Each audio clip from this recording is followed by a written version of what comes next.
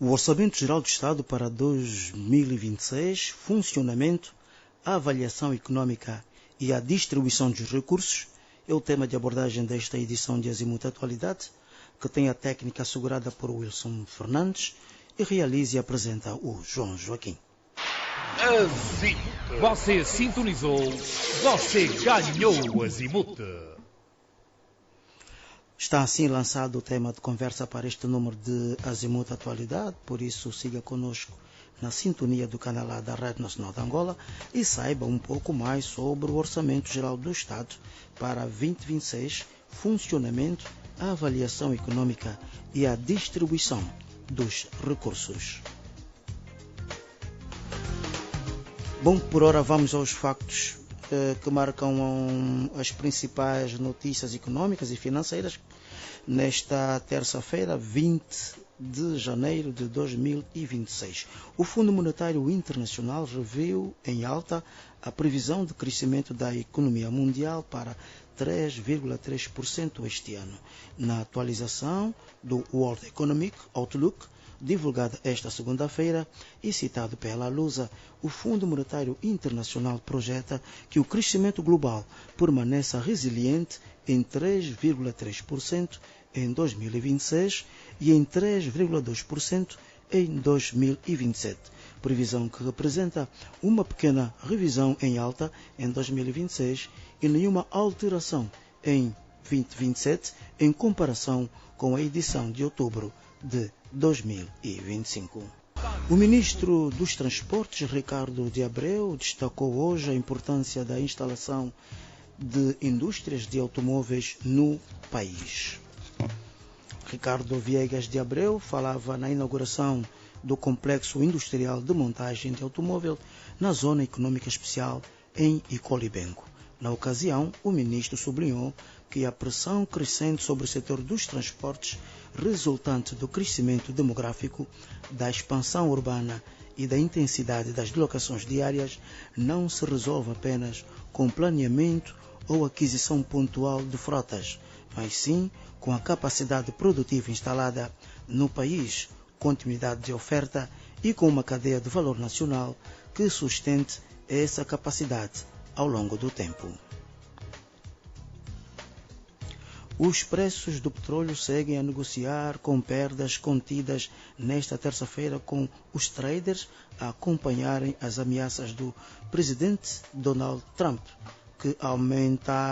de aumentar as tarifas dos Estados Unidos da América sobre produtos de vários países europeus, enquanto um dólar mais fraco e dados econômicos melhores do que esperado vindo da China, maior importadora mundial do crudo, limitam a queda dos preços. Assim, o Brent de referência para exportações angolanas segue a desvalorizar 0,52% para fixar-se em 63,51 dólares por barril.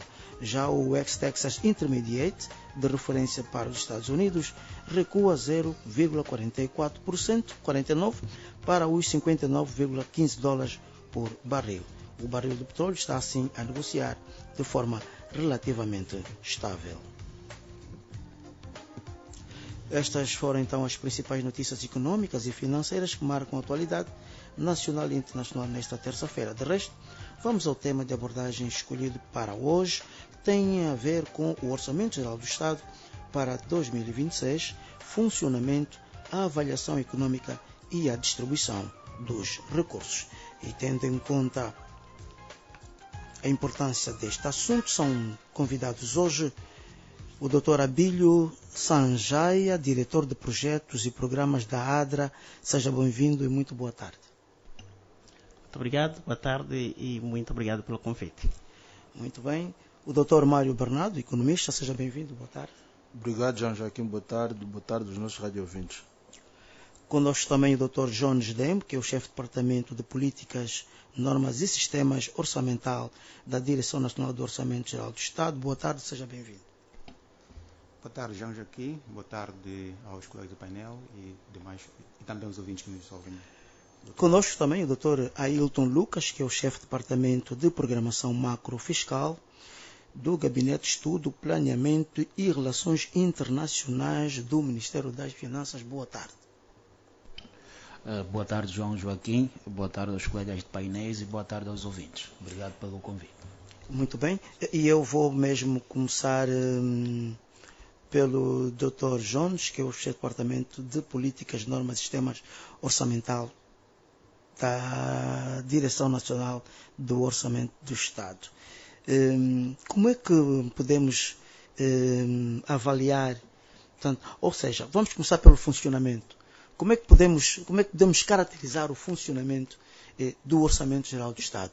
Assim, em linhas gerais e numa linguagem não muito técnica, para que os nossos ouvintes também possam perceber, afinal, o que é isto do Orçamento Geral do Estado, como é que funciona e como é que se faz a distribuição dos recursos. Vamos começar pelo funcionamento. E dizer também que o debate é livre, a intervenção não obedece a nenhum protocolo. Obrigado, João. Pronto, faz uma boa introdução e, de facto, é fundamental, antes de tudo, nós trazermos aqui um enquadramento de como funciona o Orçamento Geral do Estado. E, para o efeito, eu vou começar, então, a minha introdução a tentar aqui apresentar aquilo que é o quadro legal, o quadro institucional e o próprio processo em si de elaboração do funcionamento do orçamento. Do ponto de vista do seu enquadramento legal, como é de conhecimento dos colegas aqui presentes, o OGE tem o seu enquadramento legal fundado na Constituição. Entretanto, existem outras leis específicas que regulam a matéria, e aqui concretamente me refiro à Lei 15/10, não é? A Lei Quadro do OGE, que estabelece os princípios gerais de elaboração, execução e controlo do OGE. Temos a Lei do Sistema Nacional de Planeamento, que de certa forma estabelece aquilo que são instrumentos de planeamento ou estratégicos de governação, e o orçamento deve ser elaborado com base nesses instrumentos de governação do país. Temos a Lei da Sustentabilidade das Finanças Públicas, que faz aqui um enquadramento daquilo que é a gestão das finanças públicas no médio prazo, não é? E o orçamento também deve estar alinhado a esses instrumentos de planeamento fiscal de médio prazo. Além desses instrumentos, temos também as leis específicas, outras leis específicas, como a Lei da Contratação Pública, os diplomas que regem os princípios de execução orçamental e também as normas relacionadas com as instruções da sua elaboração. Portanto, este é o quadro legal, de forma síntese, do processo ou do funcionamento do OGE. Agora, do ponto de vista daquilo que é o quadro institucional, é importante aqui referir que o funcionamento do OGE não é uma matéria exclusiva do Ministério das Finanças. Não é? Há aqui um conjunto de atores envolvidos neste processo. Naturalmente, o Ministério das Finanças tem um papel importante enquanto coordenador e supervisor do sistema. É o Ministério das Finanças que tem aqui o papel de definir a política fiscal, definir a política orçamental, supervisionar os sistemas, não é? Desde o processo de elaboração do orçamento, a sua execução e a remessa para as entidades que realizam o controle e a fiscalização do orçamento.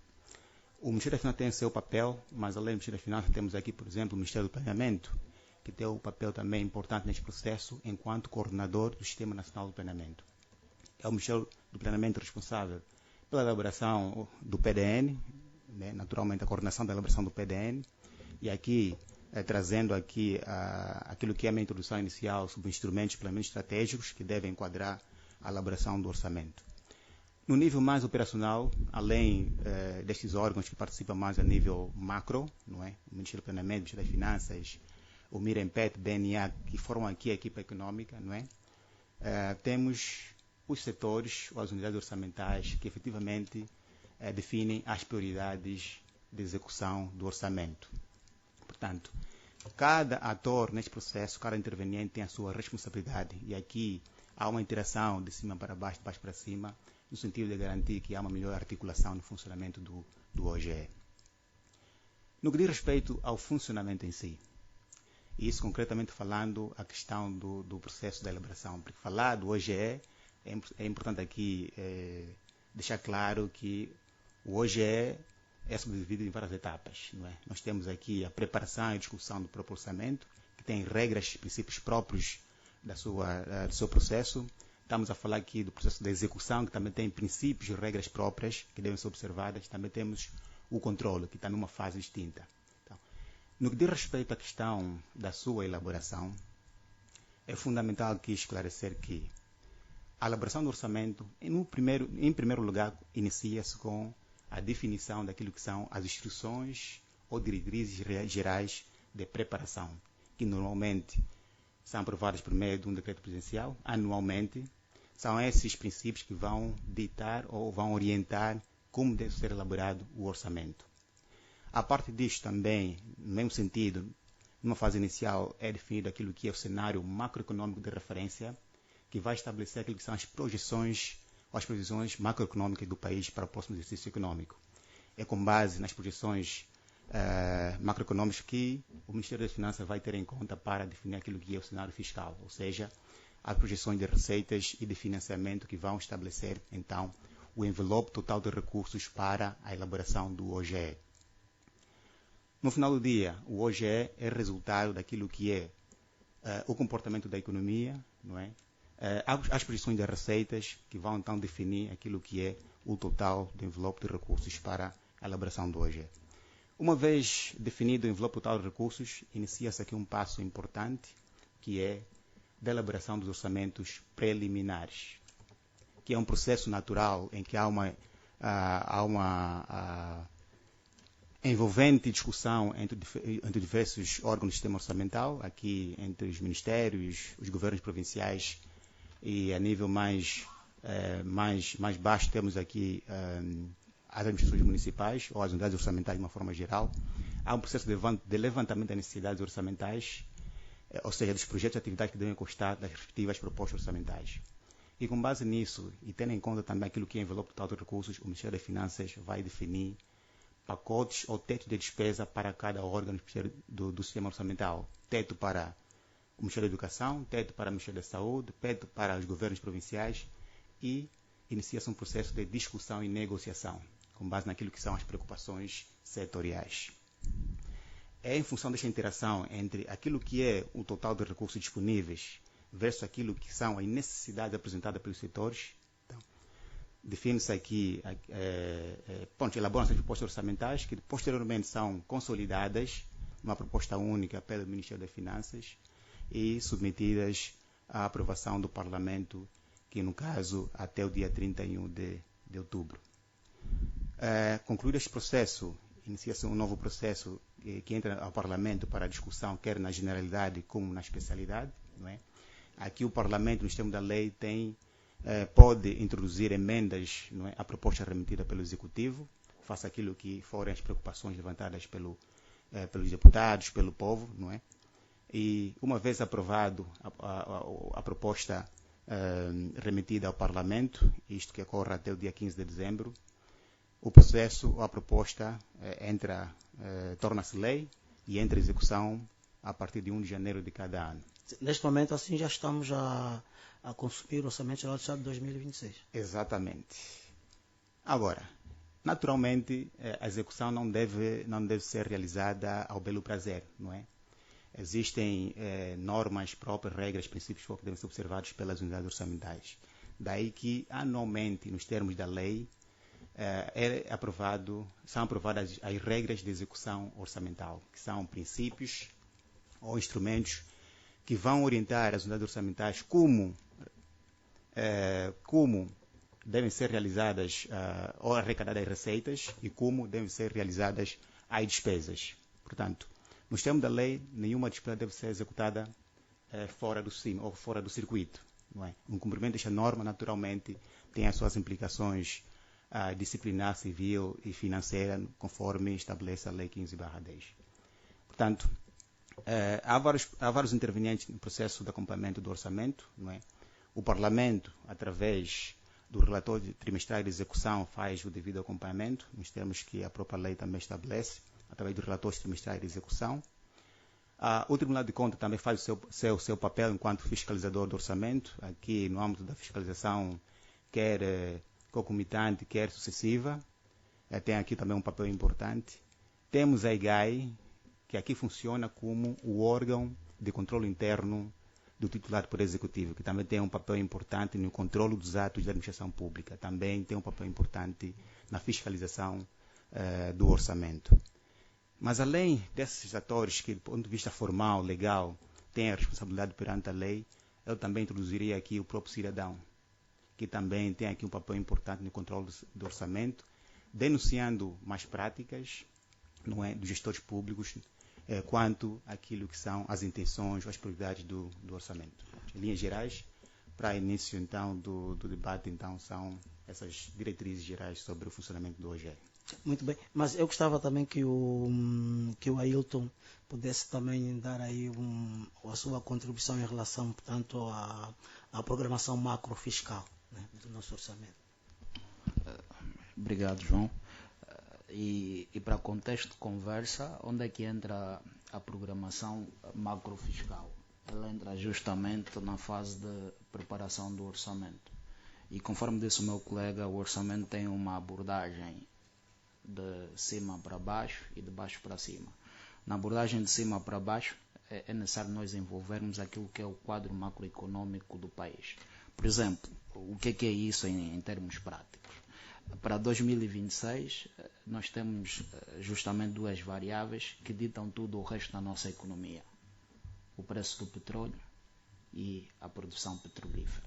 Daí que, no âmbito da preparação do quadro macroeconômico, essas duas variáveis são relevantes e vêm de fontes primárias, né, que é o Ministério, o MIREMPET, o Ministério do Petróleo e Recursos Naturais, enquanto órgão do Executivo com responsabilidade para tal, nos dá aquilo que é a perspectiva de produção em termos médio por ano.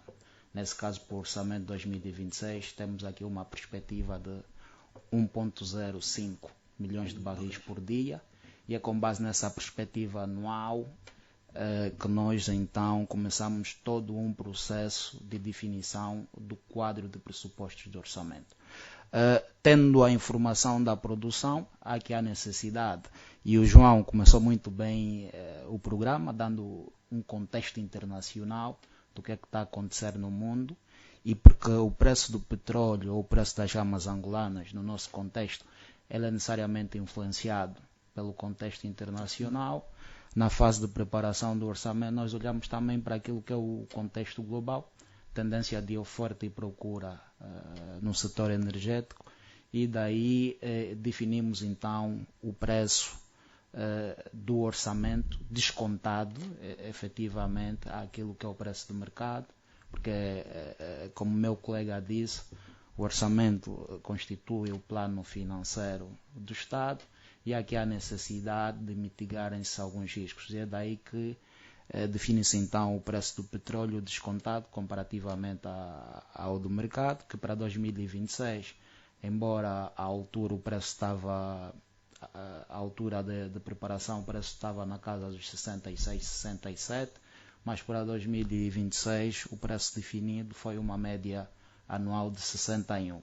Com base nesses pressupostos, é definido então aqui outras variáveis, como o crescimento, que para 2026 se perspectiva uma taxa de 4,1, sendo necessariamente influenciado pelo setor não petrolífero, que vai crescer por volta de 4,7, e depois pelo setor petrolífero, que vai crescer por volta de 1,1.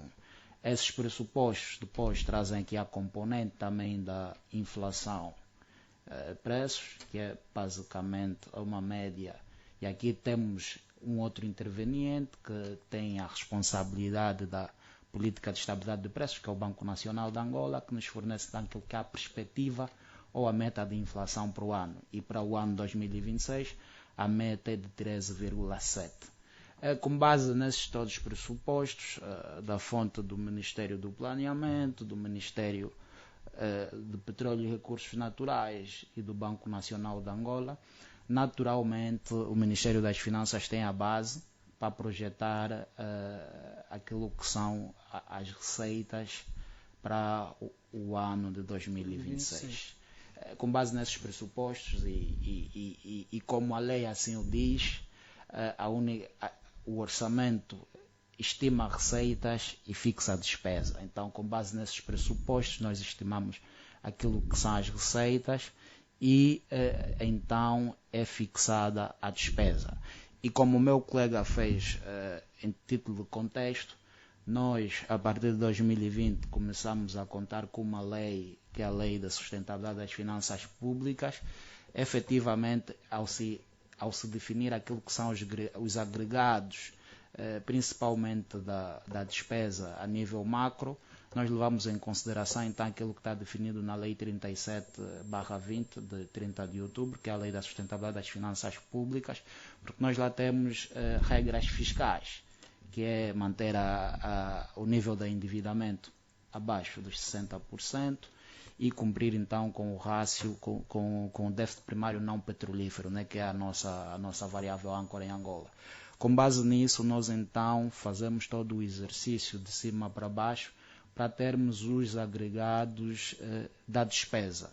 E com base nos agregados da despesa, aqui entra o meu colega John, que vai mais a nível sectorial, então fazer a redistribuição e discutir com os setores. Esse é o contexto que poderia dar.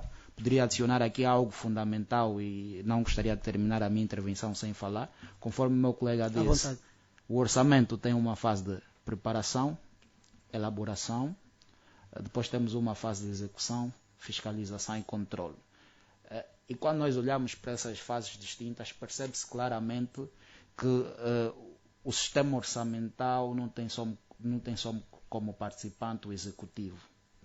Tem o Parlamento e tem os órgãos de justiça, o Tribunal de Contas especificamente. Da preparação até a elaboração é uma atividade do executivo que visa materializar por via do Orçamento Geral do Estado aquilo que foi o plano de desenvolvimento definido, que para esse ciclo é o 2023 a 2027, que efetivamente é um plano que reflete as aspirações políticas de quem governa, e via orçamento anual ele vai sendo materializado por via da política econômica. Mas todos esses anos ela efetivamente na fase de preparação e elaboração é só uma proposta. Dizer que é só uma proposta, porque depois da fase de preparação e elaboração, o Executivo, a 30 de outubro, entrega à Assembleia Nacional, e de 30 de outubro até 15 de dezembro é a Assembleia que define aquilo que vai vir na lei orçamental. Depois, com a decisão que se tem da Assembleia Nacional, o Executivo começa então o perímetro da execução. E depois, lá mais para frente, como o meu colega frisou, fiscalização e controle, temos duas entidades que não são componentes do Executivo, que têm uma responsabilidade no sentido de se fazer transparecer aqui a informação numérica com transparência e conseguir nivelar então o nível de boa governação. Volta a entrar para a fiscalização externa, a própria Assembleia Nacional que o aprova, é a própria Assembleia Nacional que depois fiscaliza juntamente com o Tribunal de Contas. É necessário nós percebermos esse contexto, que até 30 de outubro ele é só uma proposta, e é uma proposta que evidencia relativamente àquilo que são as aspirações e prioridades de política de quem governa. Mas agora, para o caso concreto, já está tudo, a proposta já foi aprovada e tal, e já estamos em fase, já estamos em jogo. Para o caso em concreto, a proposta já foi aprovada, temos uma proposta aprovada, que tem uma resolução do próprio Parlamento, com algumas recomendações, claro, e o orçamento está em jogo. Agora, a partir de 1 de janeiro, começa a outra fase, que é a fase da execução, né? Que vai até, por incrível que pareça, em Angola, o nosso calendário econômico é o mesmo que o ano civil, né? Então, que vai até 31 de dezembro de 2026. A essa fase, claro, e sempre no âmbito daquilo que são os princípios da transparência, que está na Lei da Sustentabilidade das Finanças Públicas, o Executivo vai reportando de forma trimestral ao Parlamento como é que está a executar o orçamento. Okay. Para o caso de 2026, vai o fazer trimestralmente, 45 dias após o fecho de cada trimestre. Pois, essa questão da execução, do controle, são daquelas que normalmente suscitam sempre alguma polêmica. Mário Bernardo, qual é o seu ponto de vista em relação à avaliação deste Orçamento Geral do Estado? Obrigado, João Joaquim. Eu penso que, regra geral, o que é proposto é chancelado, não é? Salvo raras exceções, os últimos anos confirmam que a esmagadora maioria dos orçamentos, quando entraram, foram chancelados. Portanto, 2024, 2025, portanto, 2023, o que ocorreu foi o aumento de recomendações, o mesmo com 2026. Não é? Portanto, há uma discussão calorosa, os nossos deputados, portanto, olham fundamentalmente a preocupação natural em relação à área social e poucas alterações em termos estruturais o orçamento sofre. Não é? Portanto, regra geral é chancelado, é só olhar para aquilo que nós temos estado a acompanhar. João Joaquim, hoje nós podemos olhar como uma espécie de uma planilha do Excel, não é? Portanto, se podemos entender assim, do titular do Poder Executivo, em que expressa as prioridades econômicas e sociais do país, tanto como educação, saúde, infraestruturas, segurança e etc. Entretanto, nós tivemos um quadro que tem estado a evoluir de forma positiva, um quadro que hoje transpira mais segurança, sistematização de informações, e mais transparência. Né? Portanto, hoje temos um orçamento melhor se compararmos os ciclos passados. E hoje podemos dizer que é um processo complexo.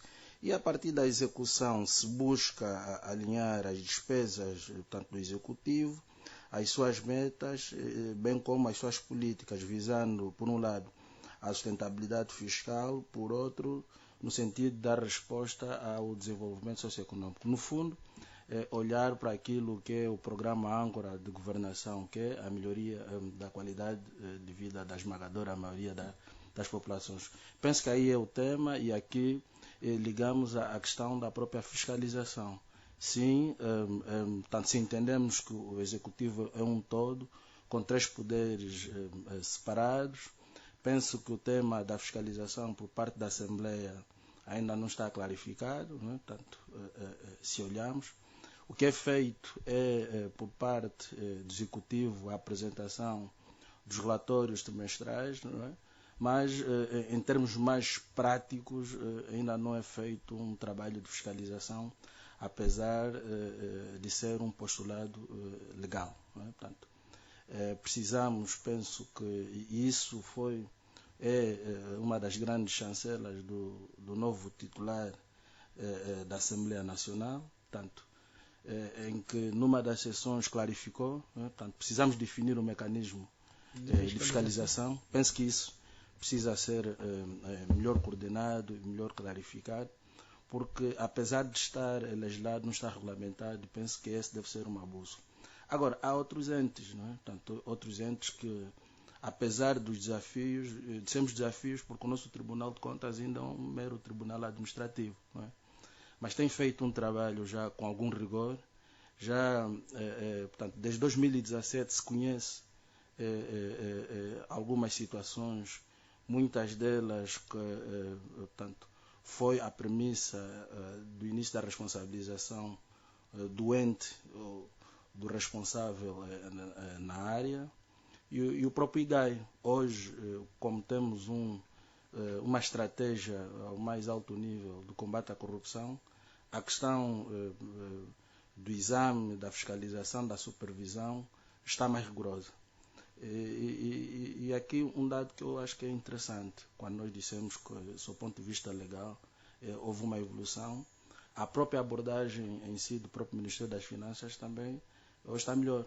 Portanto, temos um Ministério que comunica melhor, não é? Portanto, o site é interativo e a qualquer momento nós conseguimos olhar para a informação, principalmente em relação o nosso instrumento mais importante, que é o OGE, e há uma abertura para o diálogo, né? Portanto, foi dito aqui que no processo de preparação tem os entes do Executivo, mas tem também as organizações da sociedade civil e as próprias comunidades.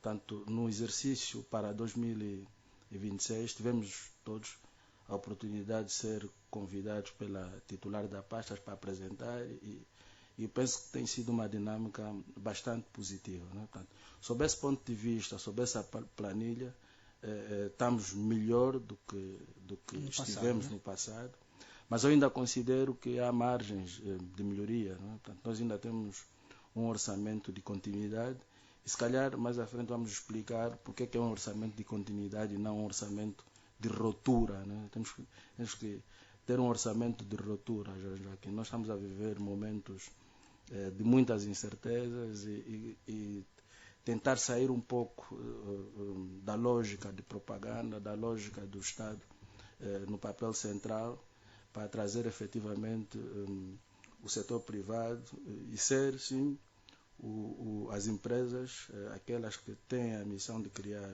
emprego, têm a missão de trazer riqueza e têm a missão de aquecer a economia. Portanto, em termos gerais, é essa lógica que precisamos abandonar e é essa que precisamos entrar no sentido de produzir resultados diferentes no final de um ciclo para o outro. Sim, senhora, já vamos nos ater então para este orçamento de continuidade e de ruptura. Vou olhar também aqui para a ADRA. A ADRA é parceiro do Executivo, no caso, né? É um beneficiário de recursos para apoiar os projetos que a ADRA tem. Como é que, em relação ao orçamento de 2026, como é que a ADRA enquadra os projetos que tem? Muito obrigado. Antes da resposta à questão que levanta, gostava imenso de complementar sobre alguns instrumentos de políticas para o Orçamento Geral do Estado, principalmente voltadas ao cidadão, né? Perfeitamente. Aqui estamos a dizer o orçamento participativo, que compreende duas dimensões. Uma primeira dimensão voltada ao orçamento do município, que são os 25 milhões de kwanza anual que cada administração recebe e é uma comissão que gere esse próprio orçamento do município. Elabora-se propostas, enfim, para acudir a algumas situações no seio do município. Mas eu quero ater-me à segunda dimensão, que é o orçamento participado da administração municipal. Entra no âmbito da concepção do OGE. Ou seja, estamos a falar de um decreto já desde 2018 a 2019, que institucionaliza o orçamento participativo, onde o orçamento geral do Estado, ao ser elaborado, exige que haja ao nível dos municípios, chamam dos fóruns de auscultação das comunidades, para a elaboração do orçamento da administração municipal. Este exercício começou em 2022, a ser conduzido pelo MAT, claramente em parceria com o Ministério das Finanças, em que contratam algumas organizações ou ONGs que tenham conduzido esse processo. Tem sido um exercício, a ADRA faz parte, tem sido um exercício interessante. Contudo, para o Orçamento Geral do Estado de 2026, infelizmente, não houve este momento. Ou seja, desta vez, infelizmente, os fóruns não aconteceram. Provavelmente há razões óbvias para o efeito. O que aconteceu são alguns conselhos de auscultação no nível das comunidades. Foi uma fase em que praticamente em todos os municípios vimos as administrações a movimentarem-se, a realizarem os fóruns para discutirem sobre o Orçamento Geral do Estado. Mas os fóruns, por serem um bocadinho mais um espaço alargado, permite com que as comunidades participem na elaboração desse orçamento. E este é um exercício fulcral quando estamos a falar do Orçamento Geral do Estado. As discussões ao nível macro, geralmente, em alguns casos, perde de vista o concreto, o detalhe, lá na comunidade. E daí que, oxalá que para o orçamento de 2027 esses fóruns tenham lugar. Da experiência que nós temos de 2022 e 2023, é claro que há muitos desafios ainda em ver as preocupações concretas que as comunidades levantam em serem refletidas no próprio orçamento geral do Estado. Assim, de concreto, em relação à participação da ADRA nesses fóruns, o que é que o cidadão comum mais sustenta a necessidade do orçamento? Onde é que necessidades é que apresentam? Depende de caso a caso, depende do perfil do município. A nossa experiência, por exemplo, quando estamos, por exemplo, no Cunene, nossa experiência, temos conduzido também, facilitado estes fóruns ao nível da província do Cunene, com destaque a Umbanja e Cama. Naquela realidade, uma das principais necessidades que se levantam tem a ver com acesso à água. E têm sido atendidas essas preocupações que vos são colocadas? Pronto, em alguns casos, infelizmente, ainda as preocupações, em alguns casos, ainda não se refletem dentro do Orçamento Geral do Estado. Por exemplo, a preocupação lá das comunidades do acesso à água tem a ver com a reabilitação das chimpacas, desassoreamento das chimpacas. Eles dizem mesmo que, como sabemos, o acesso à água, tanto para a comunidade e assim também para o gado. Sabemos que é uma comunidade em que se dedica, em grande medida, à pecuária, e aqui a questão da água é extremamente importante.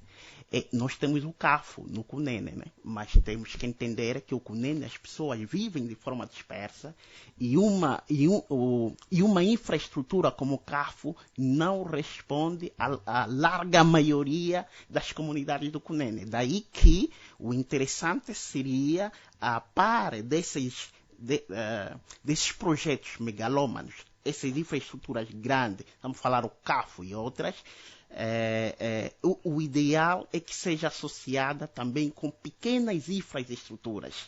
Aqui estamos a falar mesmo, sobretudo das chimpacas, para o caso do Cunene. Temos realidades que uma das grandes preocupações, por exemplo, comunidades que se dedicam muito à questão da agricultura, tem a ver com os meios de produção e, consequentemente, a reabilitação das vias de acesso. E as comunidades indicam, junto da administração municipal, senhor administrador, aquela comunidade, vamos lá supor estamos em Benguela, na Chicuma, uma comunidade cacipera, uma comunidade que produz muito, contudo, a via de acesso tem sido um dos grandes estrangulamentos. São questões concretas.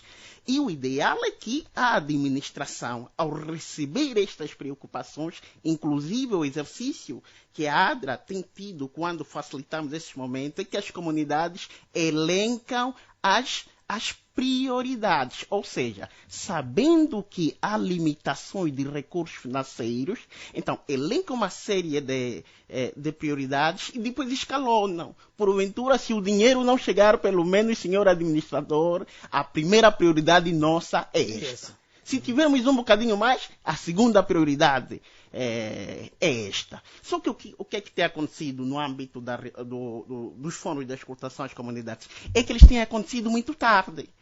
Por exemplo, a de 2023 decorreram, estamos a falar do mês de agosto e setembro. Agosto e setembro, e olhando para o ciclo de elaboração do Orçamento Geral do Estado, é muito tarde. Inclusive, há mesmo administrações que nos dizem técnico habilho, mas nós já enviamos a nossa proposta. Como é que nós vamos realizar? Como é que nós vamos realizar novamente esse fórum para recolher preocupações para o orçamento subsequente? Entretanto, o que é que nós temos feito? O diálogo com o MAT e com o Ministério das Finanças, temos aconselhado que esse exercício deve iniciar tendo em conta o ciclo de elaboração do Orçamento Geral do Estado, começando em abril. E, graças a Deus, parece que para o orçamento de 2027 há alguma iniciativa do MAT deste exercício começar já, provavelmente a partir do mês de abril e maio, e oxalá que consigamos concretizar. Então, este é um elemento fulcral. Entra no segundo elemento que tem a ver com a monitoria, o acompanhamento. É que nós estamos a falar aqui.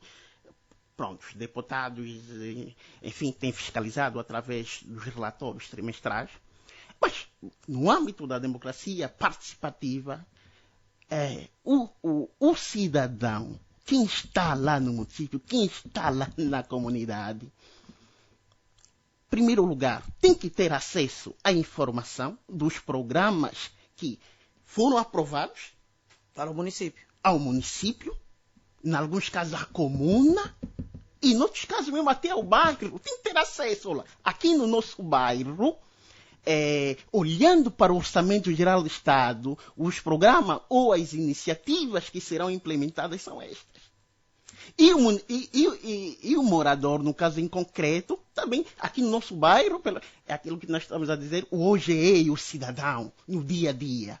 Então, e a partir dali, a comunidade, sabendo que para nossa circunscrição está previsto isto, periodicamente, além dos conselhos de escutação das comunidades, as administrações podem abrir espaços de partilha. Pronto, desde que estamos, pode ser trimestralmente ou quadrimestralmente, seja o que for, mas partilhar, dar o feedback.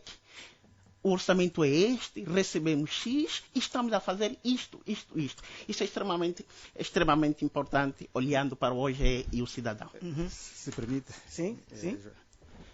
Bom, foram aqui apresentados vários pontos de facto interessantes e positivos, não é? E eu gostaria aqui, na verdade, também de contribuir sobre alguns aspectos para melhor esclarecimento.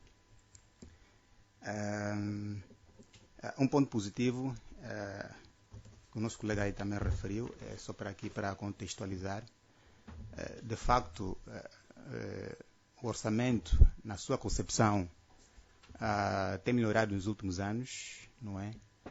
Igualmente, comparativamente ao OGE 2025, este ano, ou para hoje 2026, tivemos menos recomendações por parte da Assembleia, não é?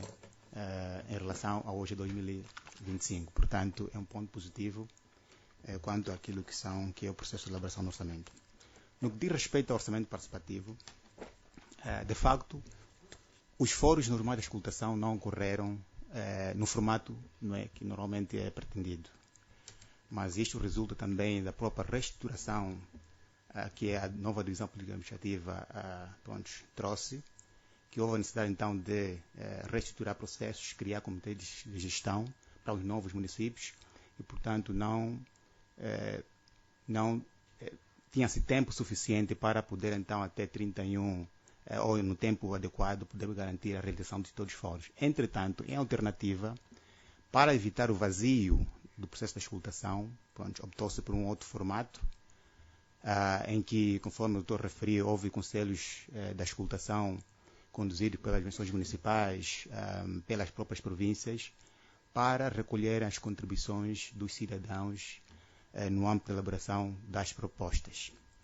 E para hoje, 2026, pela primeira vez, nós tivemos mais de 40 atas setoriais por parte de todas as províncias e por parte de todos os departamentos ministeriais, que resultaram em mais de 900 recomendações. E dessas 900 recomendações, cerca de mais de 200 recomendações foram colhidas, do processo da nossa análise, foram colhidas no OGE, com um custo total de 1,3 mil milhões de kwanzas. Naturalmente, é um processo que precisa se melhorar, quer no que diz respeito ao início de todo o processo, que nos termos do seu regulamento deve iniciar, não é, com as fases do ciclo de elaboração do orçamento, um pouquinho mais cedo, e também o feedback que é necessário os setores darem à sua comunidade no que diz respeito àquilo que foram as recomendações acolhidas e não acolhidas. Portanto, isso para referir que o orçamento participativo é sim uma realidade. Hoje, 2026, não foi exceção. E nós tivemos, então, e inclusive temos um relatório a nível do website do Ministério que aborda sobre o processo do orçamento participativo realizado para o ano de 2026. Quanto à questão do monitoramento, não é?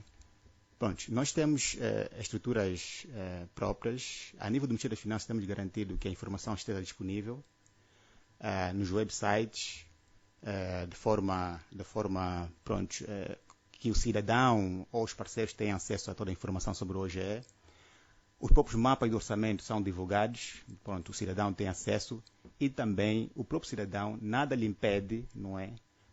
Naturalmente de forma organizada, para que junto à administração municipal possa obter alguma informação a respeito do seu município. Portanto, nada lhe impede. Portanto, por isso é que, através de um processo no sentido de garantir que há uma melhor participação cidadã no que diz respeito quer do processo da execução do complemento da despesa, foi concebido um portal de denúncia a nível do Ministério das Finanças. Qualquer irregularidade que o próprio cidadão identificar que, na verdade, representa uma má prática, uma má gestão daquilo que são recursos públicos, não é, aprovados no orçamento, devem-se fazer a sua devida participação. E no website, no canal de denúncia, trazer a sua preocupação e, devidamente, o Ministério das Finanças vai fazer a devida análise e remeter às entidades de direito para a devida avaliação e investigação. Portanto, os canais estão disponíveis e temos trabalhado, então, no sentido de garantir sempre a sua melhoria. Outro ponto aqui eu queria também concordar com o doutor, não é? É a falta de priorização na elaboração dos orçamentos. Em muitos casos, como nós sabemos, os recursos são limitados, mas as necessidades, em muitos casos, são imensas. De um orçamento de 30, só para contextualizar, hoje é 2026, nós fizemos um exercício de levantamento inicial das necessidades dos órgãos do sistema orçamental e nós tivemos uma proposta de aproximadamente 61 bilhões de kwanza em termos de necessidade. Isto é o dobro daquilo que é a proposta que foi aprovada. Isso para ver o quanto as necessidades, na verdade, são. E isso ainda nem estou a adicionar o serviço da dívida. Porque caso adicionasse, então, teríamos aqui um orçamento de aproximadamente 80, 70 bilhões de kwanzas. Portanto, não há recursos para o efeito. E o que se exige no processo de elaboração do orçamento é que os setores definam prioridades. Prioridades, conforme o doutor aqui muito bem referiu. Prioridade em termos, qual é a prioridade número 1, número 2, número 3, que em caso de limitações orçamentais, em caso de limitações de recursos, o governo pode então ter em consideração na elaboração das suas propostas. Portanto, queria também aqui contextualizar esse aspecto. Obrigado. Se calhar só para dar aqui um... Vamos deixar as finanças esclarecerem as coisas. Acho que há alguns números, né, que acho que o John já fez referência a muita coisa que aconteceu no processo orçamental, mas é necessário nós percebermos que uma das prioridades principais do orçamento é justamente o apoio social, setor social, com foco na educação e na saúde.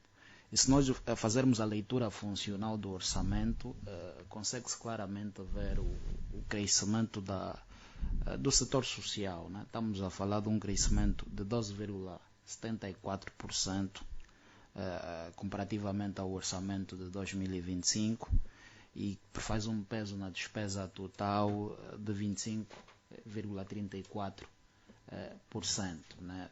E conforme o meu colega fez referência, né, ele avançou aqui números da dimensão qual é a dimensão do nosso orçamento se tivéssemos que responder aquilo que são as necessidades levantadas pelos setores e as necessidades que o país tem, né? E o grande entrave aqui por isso é que o princípio legal e até constitucional do Orçamento Geral do Estado é que a despesa é fixada. Porque a dimensão da despesa que nós temos que ter que fixar tem que estar alinhada com aquilo que é a dimensão em termos de receita que o país pode proporcionar, até para executar, para termos um orçamento execuível. E é nesse sentido, muitas das vezes, conforme o meu colega fez aqui, temos que fazer as prioridades das prioridades. Não é porque o setor social não é prioritário, não é porque não temos necessidades de infraestrutura, mas é porque, do ponto de vista prático e até em termos de espaço fiscal, nós temos um espaço fiscal muito limitado. E não é apenas um problema de Angola. Se nós olharmos para a África subsaariana, em termos de peso de despesa pública total dos países, a média é 15% a 25% do PIB. Porque essa é uma componente que está muito relacionada com a capacidade de arrecadação do próprio Estado. E é daí que, em termos efetivos e na prática, ao discutir o orçamento, teremos prioridade das prioridades. Não é porque as necessidades não são conhecidas, mas é a necessidade de priorizar o prioritário. Era só para dar esse detalhe, né? Porque focamos muito no setor social e até em termos de execução do Orçamento Geral do Estado, todos os anos, quando o Ministério das Finanças apresenta os relatórios de execução do orçamento trimestral e a conta geral, ele leva para o Parlamento o balanço, um relatório de balanço do impacto econômico e social do próprio Orçamento Geral do Estado, né? Há o diagnóstico e, perante o impacto, nós podemos ver em que rúbricas de despesas precisamos ajustar ao longo do ano. É evidente que há aqui a necessidade de continuar a se trabalhar com os parceiros dos Estados, ONGs e até com a sociedade civil, no sentido de nós melhorarmos alguns agregados de despesa e por aí, evidentemente que nos próximos anos vamos continuar a trabalhar para melhorar em termos de execução de despesa no setor social. Era só para dar essa nota. Obrigado. Mas, Bernardo, doutor?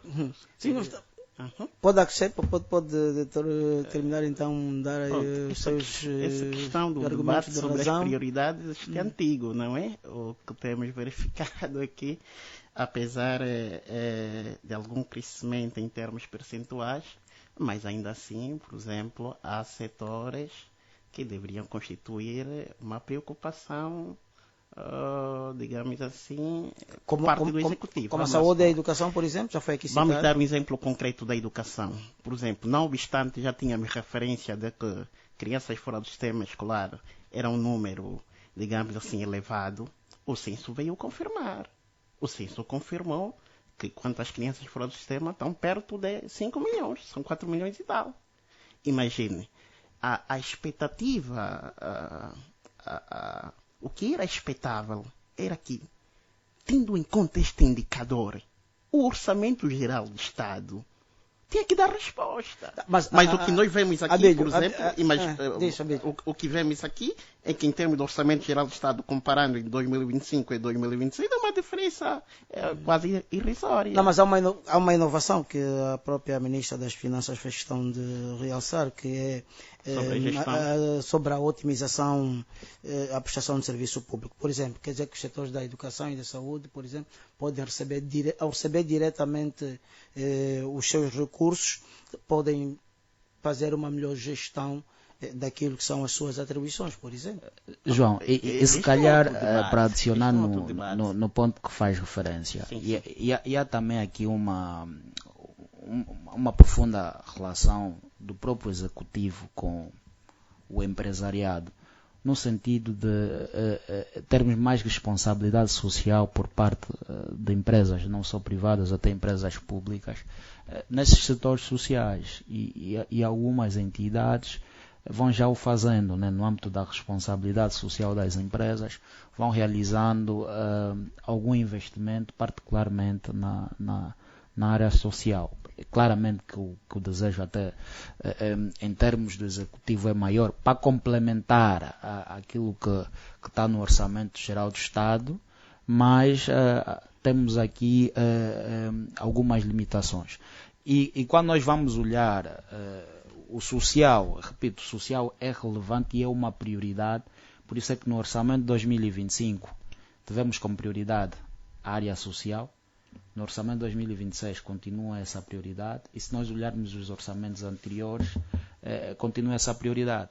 Mas há aqui a limitação do espaço fiscal, e muitas das vezes nós, quando olhamos assuntos sociais, tendemos a esquecer a temática econômica. Se nós olharmos o crescimento populacional da Angola nos últimos anos versus o crescimento econômico, o país tendeu a ter em média um crescimento populacional acima dos 3%, mas se nós olharmos aquilo que é o crescimento econômico, aquilo que foi a execução, não cresceu para lá, excepto agora 2024, que teve um crescimento acima de 4%. De 2020, por exemplo, para 2023 não se teve esse crescimento. Essas são variáveis que tem que ter em conta, porque quando nós olharmos o orçamento, não podemos olhar só o lado da despesa, temos que olhar o lado da receita. Sim, mas... Se nós criar aquela despesa, e é um princípio constitucional, que toda a despesa que nós levamos no orçamento tem que estar financiada. Sim, mas... pronto. Lembra, João Joaquim, quando eu disse que o orçamento dá continuidade para desses temas, né? O orçamento dá continuidade para desses temas. Hoje é um instrumento que deve alavancar a economia. Todos os períodos em que só o presidente vai para o interior, portanto vai para as outras províncias, nós temos a oportunidade de ver o que é prioridade. Eles falam, e foi dito aqui a nível da comunidade.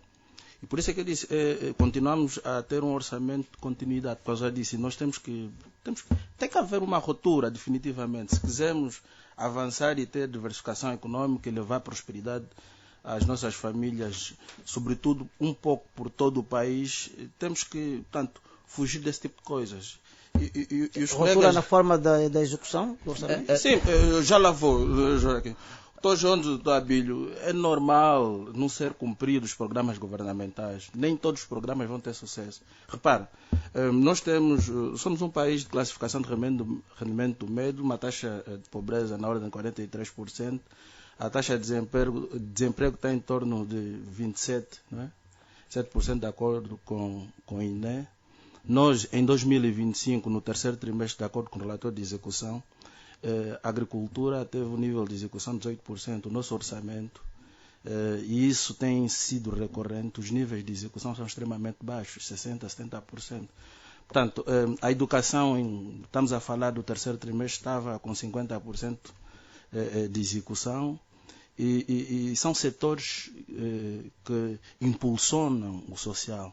Uma coisa é que temos visto, não é? Portanto, o discurso político, outra coisa é a prática, não é? Portanto, temos registrado, e uma das variáveis que, de facto, são desafiantes é a questão da receita. E se olharmos para o orçamento de 2026, João Joaquim, houve, sob o ponto de vista de previsão, uma redução naquilo que são a produção do setor petrolífero. Né? Portanto, e temos o nosso setor de petróleos, que é a âncora, o carro-chefe da nossa economia, com uma produção em declínio natural. Portanto, há poucos investimentos e tem sido bastante desafiante, sobretudo se olharmos para a fotografia do contexto internacional. Portanto, estamos muito expostos aos choques externos.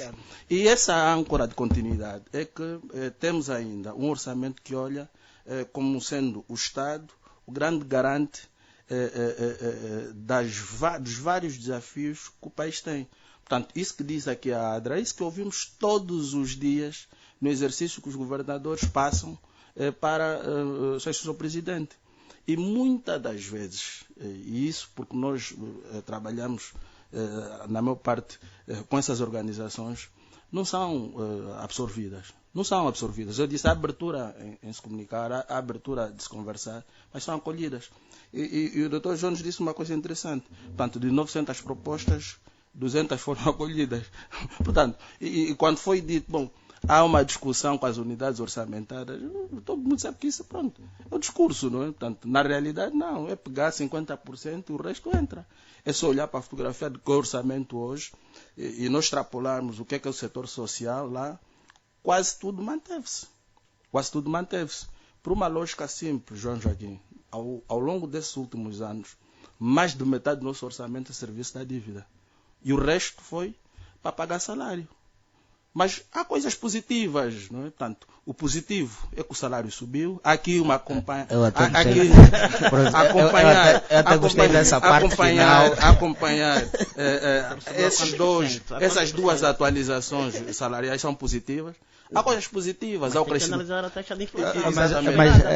Exatamente. É justamente aí, né? Tanto em 2024 como em 2025 foram bastante positivos, não é? A questão do crescimento econômico é bastante positiva, apesar de ser muito pouco, mas nós precisamos de trazer as empresas, nós precisamos de impulsionar o PIB real. Por isso é que eu disse a lógica de ruptura. É, no fundo, o nosso orçamento ser a âncora para as empresas, fomentar o crescimento econômico. Porque são as empresas que vão mudar a questão da taxa de desemprego. Não é o Estado. Nós temos que entender que o nosso crescimento econômico, neste momento, é bastante incipiente em função da taxa de crescimento da população e não acompanha o aumento da despesa. Sempre que há uma convulsão, sempre que a crise bastou, veja o que aconteceu no Covid. E agora nós não conseguimos dizer o que é que vai acontecer no pós-Venezuela, não é? Portanto, o João Joaquim, quando apontou aqueles dados, vamos esperar o primeiro trimestre e já lá vamos para ver como é que nos vamos nos comportar. Apesar de termos a sustentabilidade das nossas finanças públicas, o déficit e o rácio dívida PIB a descer, o que é positivo para nós, a nossa população, como diz o outro, não come PIB. Nós precisamos de ter um orçamento que crie condições efetivas para trazer a lógica das empresas darem riqueza, gerarem riqueza, darem emprego, não é? E fomentar o crescimento da economia de forma sustentável. Nós estamos alinhados quando dissemos que a visão do país de médio e longo prazo é a melhoria de qualidade de vida das populações, mas não estamos alinhados quando diz quem está no Quela vai na administração bater e ver o que é que temos por Quela, o que é que tem no Bailão do Rubro. Isso não funciona, é só conhecer as nossas comunidades. Nós devemos ter a humildade de baixar e uma nota rápida para complementar, porque depois o outro lado... Tá bem, vamos lá. Prontos. O foco aqui, conforme disse muito bem, vamos agora é potencializar o setor privado. Potencializar o setor privado. Deixa-lhe dar um dado. Nós tivemos uma campanha agrícola de 2025-2026 com muitas dificuldades. As famílias camponesas, em termos de apoio desta presente campanha agrícola, para o acesso aos meios de produção, não imagina as dificuldades. Não imagina as dificuldades, por um lado. Por outro lado, imagine, estamos a falar, por exemplo, das cooperativas produtoras. As cooperativas de camponeses, que poderiam ser atores extremamente importantes para o fomento da capacidade produtiva, já que 80% do que chega à nossa mesa é produzido pelas famílias camponesas. Mas por exemplo, as cooperativas recebem os recursos... Deixa eu só terminar. Sim. As cooperativas, nesse preciso momento, estão a enfrentar grandes dificuldades com a AGT. Imagine, temos uma administração geral tributária que, ao invés de entenderem o funcionamento dessas cooperativas e, a partir dali, ter um instrumento ou uma lei que vai ao encontro da realidade dessas cooperativas, as cooperativas são colocadas quase no mesmo saco de outras empresas lucrativas. Imagine, são os estrangulamentos que as famílias estão a passar e que, em certa medida, retira, ou seja, reduz a capacidade produtiva das pessoas. Vamos ouvir os argumentos de razão do João, por favor. Obrigado. Eu vou começar com este último ponto de que a AGT coloca todos no mesmo saco. Não é verdade, porque a própria lei do OGE definiu aí vários benefícios econômicos, inclusive até para o próprio setor agrícola, não é?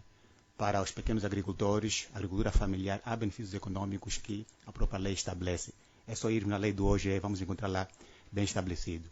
Mas eu gostaria agora de retornar à primeira questão que não foi... me referi sobre os benefícios, né? Que custam hoje referir-me sobre a lei em si. O ideal, tal conforme a experiência, por exemplo, de Moçambique, é que as cooperativas tivessem um tratamento especial, porque as cooperativas camponesas, muitas delas prestam serviço aos seus membros. Até aí estamos entendidos, Abel. Estamos entendidos.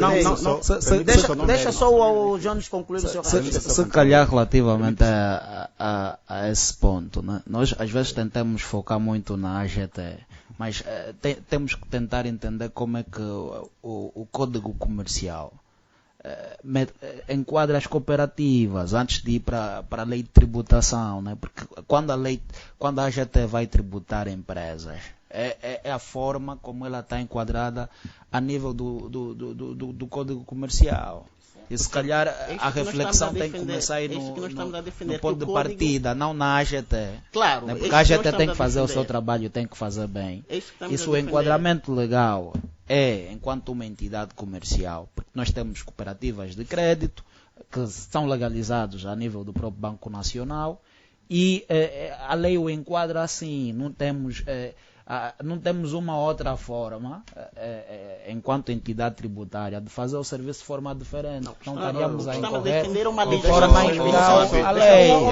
Não, é só para dar um ponto de ordem. Se calhar a reflexão não pode começar pelo fim, mas tem que começar pelo princípio. A política fiscal não tem sido eficiente. Mário Bernardo, temos que entender isso. Estamos a 3 minutos. Mas quando nós trazemos uma problemática, temos que começar pelo princípio, deixa não o pelo Jones fim. concluir os seus argumentos de razão, faz favor. Obrigado. Bom, então eu iria para a intervenção inicial, né, que foi feita aqui sobre alguns dados que o censo, né, trouxe sobre a questão da educação. E de que, de facto, medidas não estão a ser feitas pelo Executivo para fazer face aos problemas sociais. O que eu diria é que não é verdade, não é, de certa forma. E o orçamento, na sua íntegra, não é integralmente um orçamento de continuidade. E vou dar aqui, sobretudo para a educação, eu vou dar aqui um dado muito interessante, que consta, inclusive, na própria lei do OGE. Para fazer face à questão das crianças, né, fora do sistema de ensino. Para hoje, 2026, foi aprovado um novo programa, um novo projeto, Minha Escola e Meu Futuro. Concretamente para responder a essa preocupação que foi aqui levantada. Não é? Uma linha de crédito que vai permitir... Doutor, já tem financiamento. Mário Bernardo, vamos gerir os próximos 3 minutos. Olha, tem financiamento assegurado, de tal modo que para hoje, 2026, temos uma verba já inscrita, aproximadamente 195 mil milhões de kwanzas para início do projeto. Não é? E agora... relativamente à questão do orçamento ser de continuidade ou de ruptura, não é? A interpretação aqui que eu faço aqui uma interpretação diferente daquilo que é a lógica de elaboração dos orçamentos. Não traria aqui a questão de ruptura ou de continuidade, mas sim um orçamento orientado à base de resultados. E este é um processo, ou também chamado de orçamento-programa, que é um processo que atualmente está em curso a nível do Ministério das Finanças, em coordenação com o Ministério do Planeamento, não é? Como parte de um plano de ação de reforma das finanças públicas, para garantir que o nosso orçamento tenha mais uma perspectiva orientada à concretização dos resultados do plano de governação. Tá bem. Jones, com muita pena, pensamos que esse é um tema que não se esgota aqui. Vamos pedir à produção que nos dê a oportunidade de voltarmos a falar sobre o funcionamento e avaliação do nosso Orçamento Geral do Estado. Portanto, eu vou agradecer a vossa presença, aqui a presença do Abílio Sanjaia, do Mário Bernardo, do Jonas Dembo e também do Ailton Lucas. Portanto, funcionamento, avaliação económica e distribuição dos recursos foi o tema que estivemos aqui a abordar. Como se sabe, o Orçamento Geral do Estado para o exercício económico de 2026 entrou em vigor a partir de 1 de janeiro do corrente ano e está em execução já há 20 dias. Portanto, é um orçamento que fixou despesas no valor de 33,24 bilhões de kwanzas. E assim esperamos que tenhamos um ano perene de várias realizações. Muito obrigado, e muita atualidade. ponto final. Eu volto numa próxima oportunidade.